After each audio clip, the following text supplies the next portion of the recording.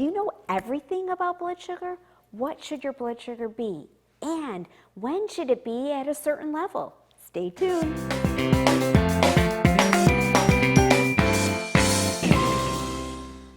Welcome to Diabetes Every Day. I'm Toby Smithson, a registered dietitian nutritionist, a certified diabetes care and education specialist, and a person with diabetes for more than 50 years. Please subscribe to my channel and visit diabeteseveryday.com to sign up for my newsletter. No doubt you know that diabetes has something to do with blood sugar, or more correctly, blood glucose. I mean, we talk about it all the time, but do you really understand why there's sugar in your blood in the first place? How it got there, how much there should be or shouldn't be, and why all of a sudden are you responsible for this? Okay, pull up your pant legs and let's wade in. This is fundamental knowledge we all need to understand as we face diabetes.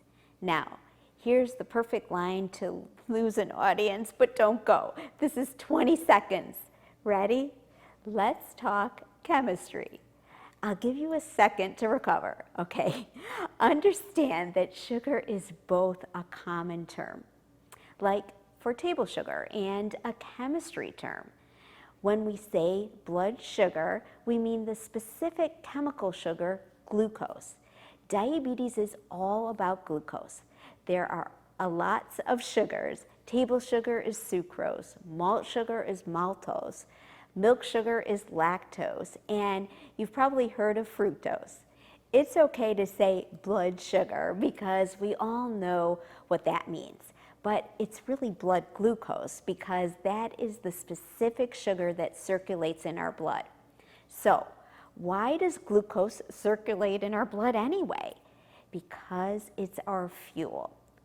All of our billions of functional cells, like muscle cells and especially brain cells, grab the glucose that's passing by in our blood and burn it for energy. Glucose is your preferred fuel, and our blood is the delivery truck. Many cells, like muscle cells, take in some extra glucose and store it for later. Your brain alone accounts for an estimated 20% of your daily energy, and according to my husband Tony, sometimes his brain is doing absolutely nothing. Your body can get energy from other sources, but glucose is preferred. Where does this glucose come from? Food, specifically carbohydrate-containing food.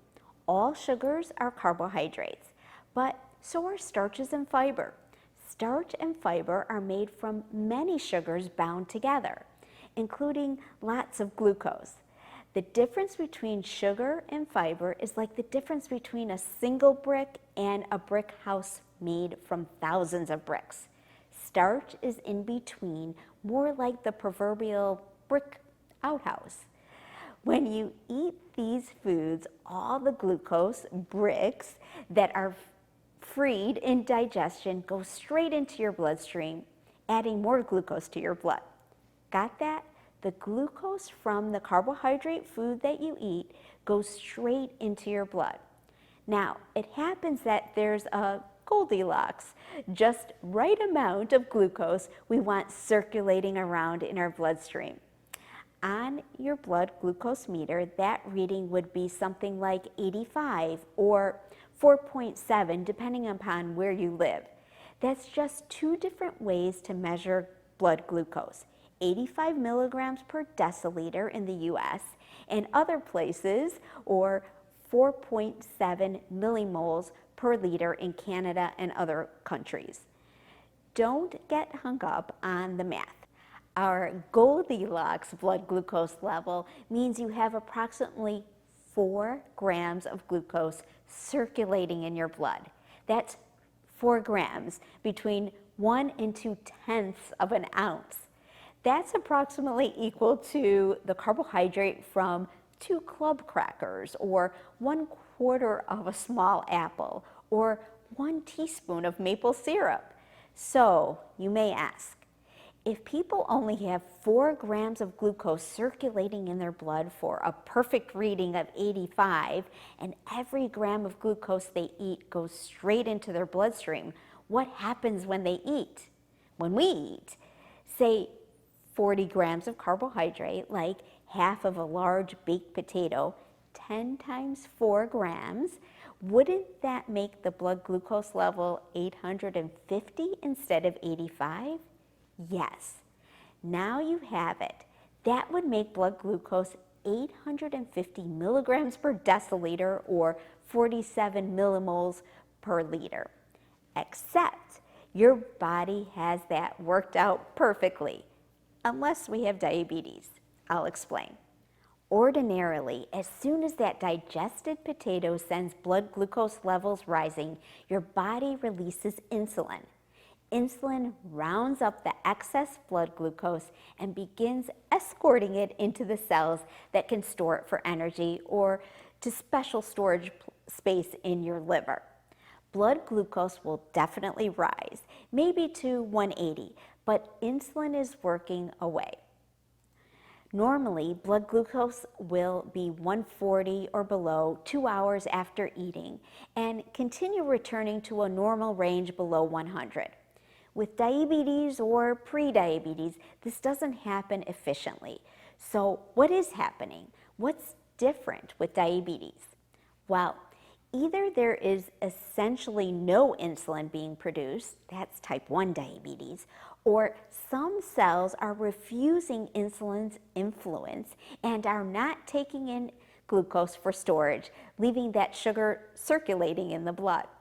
That's called insulin resistance. And that's what defines prediabetes and type 2 diabetes. It's also possible to have both things going at once. People with type 1 diabetes can develop resistance to the insulin we have to inject. People with type 2 diabetes can experience a reduction of insulin producing capacity.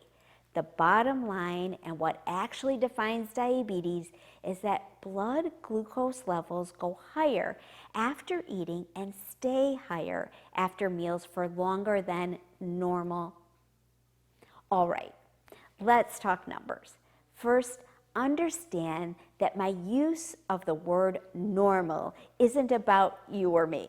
It's about blood glucose levels in the same way that 98.6 is a normal body temperature. Okay, so a normal fasting blood glucose level, no food in the previous 8 hours, is between 70 milligrams per deciliter and 99 milligrams per deciliter. Divide milligrams per deciliter by 18 to get the millimoles per liter. If fasting blood glucose is 100 to 125, that is considered prediabetes or impaired glucose tolerance. And 126 or higher after fasting is considered diabetes. Diabetes can also be diagnosed by a glucose tolerance test, which actually monitors the rate fasting blood glucose rises and comes down after a specific carbohydrate drink, usually 75 grams of carbohydrate. In that test, blood glucose levels above 200 milligrams per deciliter 2 hours after consuming that drink is diagnostic for diabetes. Okay, now that we have diabetes, what are our blood glucose goals?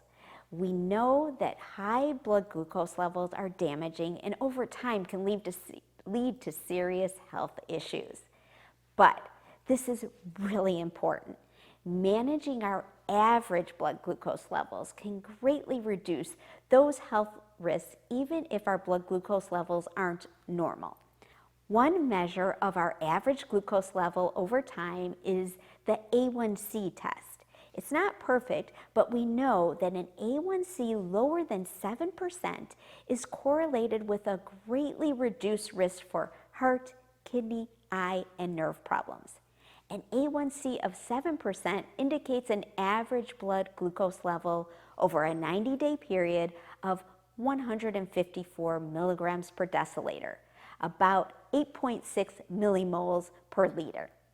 How do we get to that 7% or below A1C? Well, I've posted many how-to videos over the past 10 years, but when it comes to just the blood glucose numbers, here are the recommendations. Your target for a fasting blood glucose, like first thing in the morning or your blood glucose before a meal, is to be between 80 and 130. After meals, wait 2 hours before checking. The 2-hour after meal target is 180 or lower. This is how we get to a 7% A1C. And hitting those targets most of the time is helped by medication, but we must manage our diet and get some physical activity. Look through my other videos, that's what they're all about. But understanding blood sugar first will help make more sense about why we focus so much on diet and exercise. Leave your comments or questions below. Hope this helps you understand what we're all trying to accomplish. Cheers to your health. We're all in this together.